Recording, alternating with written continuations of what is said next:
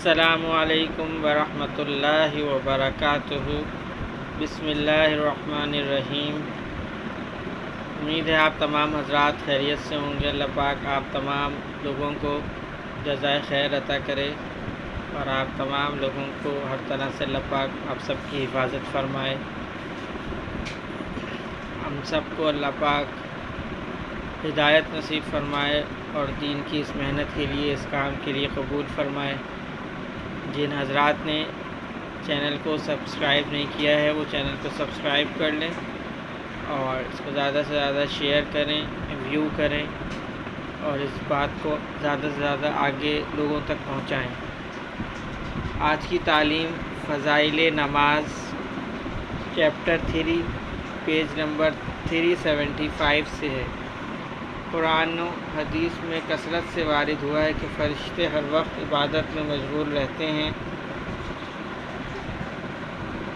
احادیث میں آیا ہے کہ ایک جماعت ان کی ایسی ہے جو قیامت تک رکوع ہی میں رہے گی، اور ایک جماعت اسی طرح ہر وقت سجدے میں مشغول رہتی ہے، اور ایک جماعت اسی طرح کھڑی رہتی ہے۔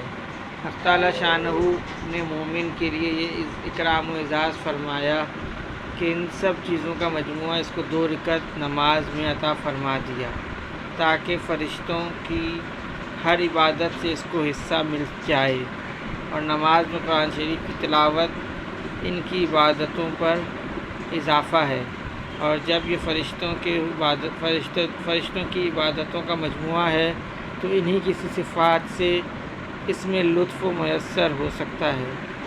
اسی لیے حضور صلی اللہ علیہ وسلم کا ارشاد ہے کہ نماز کے لیے اپنی کمر اور پیٹ کو ہلکا رکھا کرو۔ کمر کو ہلکا رکھنے کا مطلب یہ ہے کہ بہت سے جھگڑے اپنے پیچھے نہ لگاؤ، اور پیٹ کو ہلکا رکھنا ظاہر ہے زیادہ سیر ہو کر نہ کھاؤ، اس سے کاہلی سستی پیدا ہوتی ہے۔ صوفیہ کہتے ہیں کہ نماز میں 12,000 چیزیں ہیں جن کو حق تعالی شانہ نے 12 چیزوں میں منظم فرمایا ہے۔ ان 12 کی رعایت ضروری ہے تاکہ نماز مکمل ہو جائے اور اس کا پورا فائدہ حاصل ہو۔ یہ 12 حسب ذیل ہیں۔ اول، علم۔ حضور صلی اللہ علیہ وسلم کا ارشاد ہے کہ علم کے ساتھ تھوڑا سا عمل بھی جہل کی حالت کے بہت سے عمل سے افضل ہے۔ دوسرے، وضو۔ تیسرے، لباس۔ چوتھے، وقت۔ پانچویں، قبلے کی طرف رخ کرنا۔ چھٹے، نیت۔ ساتویں، تکبیر تحریمہ۔ آٹھویں، نماز میں کھڑا ہونا۔ نویں، قرآن شریف پڑھنا۔ 10ویں، رکوع۔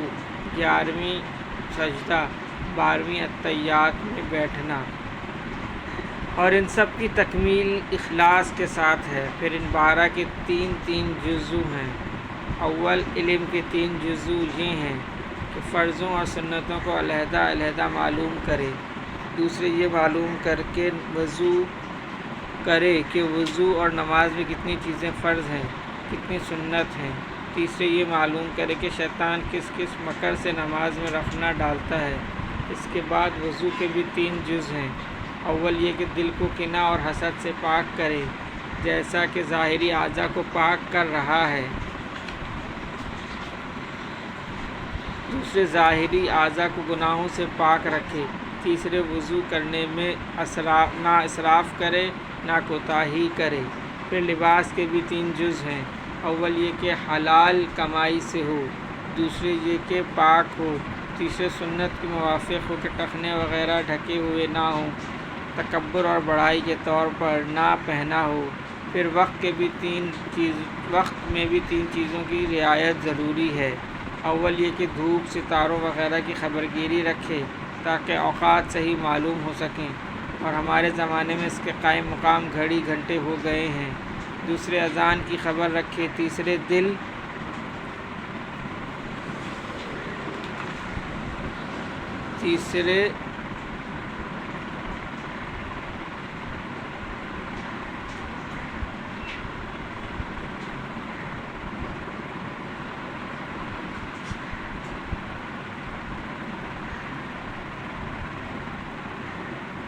سنت کے موافق ہو کہ ٹخنے وغیرہ ڈھکے ہوئے نہ ہوں، تکبر اور بڑائی کے طور پہ نہ پہنا ہو۔ پھر وقت میں بھی 3 چیزوں کی رعایت رکھے۔ اول، یہ کہ دھوپ، ستاروں وغیرہ کی خبرگیری رکھے تاکہ اوقات صحیح معلوم ہو سکیں۔ اور ہمارے زمانے میں اس کے قائم مقام گھڑی گھنٹے ہو گئے ہیں۔ دوسرے اذان کی خبر رکھے۔ تیسرے دل سے ہر وقت نماز کے وقت کا خیال رکھے، کبھی ایسا نہ ہو کہ وقت گزر جائے اور پتہ نہ چلے۔ پھر قبلے کی طرف منہ کر ملنے میں بھی 3 چیزوں کی رعایت رکھے۔ اول یہ کہ ظاہری بدن سے ادھر متوجہ ہو۔ دوسرے یہ کہ دل سے اللہ کی طرف توجہ رکھے کہ دل کا کعبہ وہی ہے۔ تیسرے مالک کے سامنے جس طرح ہمتاً متوجہ ہونا چاہیے اسی طرح متوجہ ہو۔ پھر نیت میں بھی 3 چیزوں کی محتاج ہے۔ اول یہ کہ کون سی نماز پڑھ رہا ہے۔ دوسرے یہ کہ اللہ کے سامنے کھڑا ہے اور وہ دیکھتا ہے۔ تیسرے یہ کہ دل کی حالت کو بھی دیکھتا ہے۔ پھر تکبیر تحریمہ کے وقت بھی 3 چیزوں کی رعایت کرنا ہے۔ اول یہ کہ لفظ صحیح ہو۔ دوسرے ہاتھوں کو کانوں تک اٹھائے گویا اشارہ ہے اللہ کے ماں سوا سب چیزوں کو پیچھے پھینک دیا۔ تیسرے یہ کہ اللہ اکبر کہتے ہوئے اللہ کی بڑائی اور عظمت دل میں بھی موجود ہو۔ پھر قیام یعنی کھڑے ہونے میں بھی 3 چیزیں ہیں۔ اول یہ کہ نگاہ سجدے کی جگہ رکھے۔ دوسرے دل سے اللہ کے سامنے کھڑے ہونے کا خیال کرے۔ تیسرے کسی دوسری طرف متوجہ نہ ہو۔ یہ کہتے ہیں جو شخص نماز میں ادھر ادھر متوجہ ہوا اس کی مثال ایسی ہے جیسے کوئی شخص بڑی مشکل سے دربانوں سے منت سماجت کر کے بادشاہ کے حضور میں پہنچے اور جب رسائی ہو اور بادشاہ اس کی طرف متوجہ ہو تو وہ ادھر ادھر دیکھنے لگے۔ ایسی صورت میں بادشاہ اس کی طرف کیا توجہ کرے گا۔ پھر قرأت میں بھی 3 چیزوں کی رعایت کرے۔ اول صحیح ترتیل سے پڑھے۔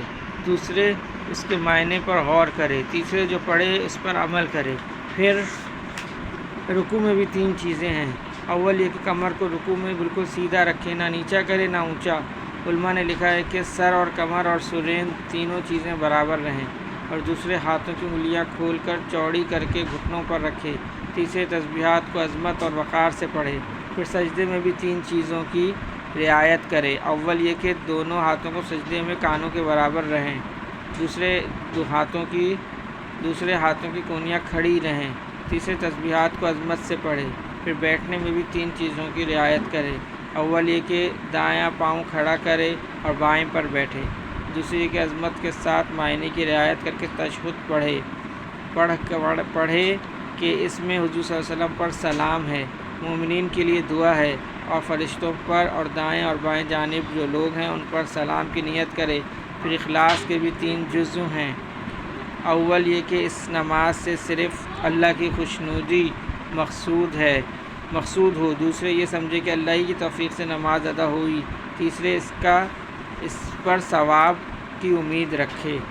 اب آئندہ انشاءاللہ کل پڑھا جائے گا۔ اللہ پاک ان تمام باتوں پہ ہمیں عمل کی توفیق نصیب فرمائے اور دوسروں تک پہنچانے والا بنا دے۔ اللہم صلی علی محمد وعلی آل محمد۔ اللہم اعنی علی ذکرک و شکرک و حسن عبادتک۔ سبحان ربک رب العزت عما یصفون وسلام علی المرسلین والحمد للہ رب العالمین۔ آمین برحمتک یا ارحم الراحمین۔